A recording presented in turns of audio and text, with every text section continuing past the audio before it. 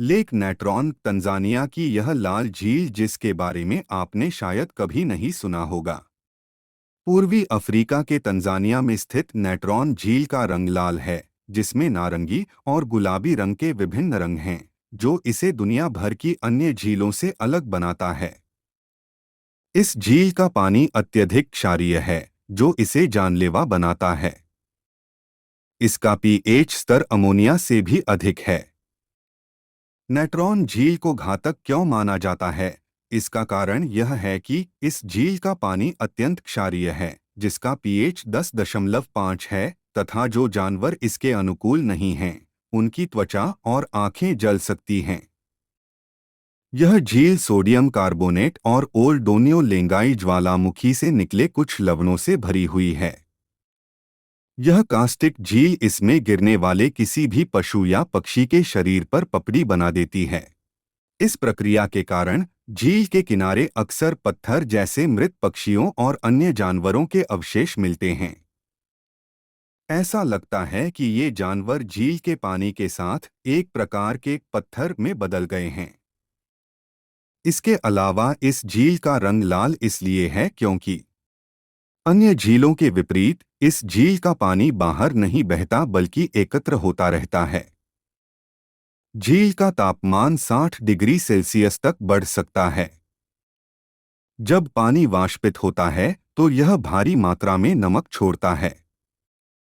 यह अतिलवणीय वातावरण हेलोआर्किया, नमक प्रेमी सूक्ष्मजीव की वृद्धि को बढ़ावा देता है, जिससे इसका रंग लाल हो जाता है। इस क्षेत्र में वर्षा भी बहुत कम होती है। यह झील फ्लेमिंगो के लिए स्वर्ग है। उनकी सख्त त्वचा उन्हें जलने से बचाती है।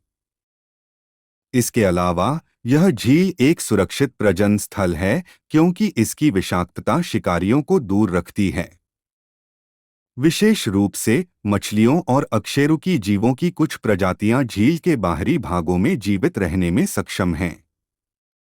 झील की सतह दर्पण जैसी है, जिसके कारण पक्षी इसमें गोता लगाते हैं, जिससे उनकी मृत्यु हो जाती है।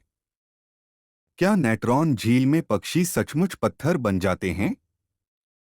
झील में गोता लगाने वाले सभी पक्षी कैल्सीफाइड हो जाते हैं। इसका मतलब है कि झील में मौजूद नमक उनके शरीर को सख्त कर देता है, जिससे वे पत्थर जैसे दिखने लगते हैं। सोडियम कार्बोनेट और सोडियम बाइकार्बोनेट इस घटना के लिए जिम्मेदार हैं। दरअसल मिस्र के लोग अपने मृतकों को ममी बनाने के लिए इन दोनों चीजों का इस्तेमाल करते थे। 2011 में वन्यजीव फोटोग्राफर निक ब्रांट की इन मृत जानवरों की तस्वीरों ने दुनिया का ध्यान आकर्षित किया। ब्रांड 2011 में पूर्वी अफ्रीका के लुप्त होते वन्य जीवन पर एक नई किताब के लिए तस्वीरें खींचने के लिए यात्रा पर गए थे और इस झील के पास पहुंचे। ब्रांट कहते हैं, जब मैंने पहली बार झील के किनारे उन जीवों को देखा तो मैं पूरी तरह दंग रह गया। उन्होंने कहा, मेरे मन में तुरंत यह विचार आया कि मैं उनके चित्र ऐसे खींचूं जैसे वे जीवित हों।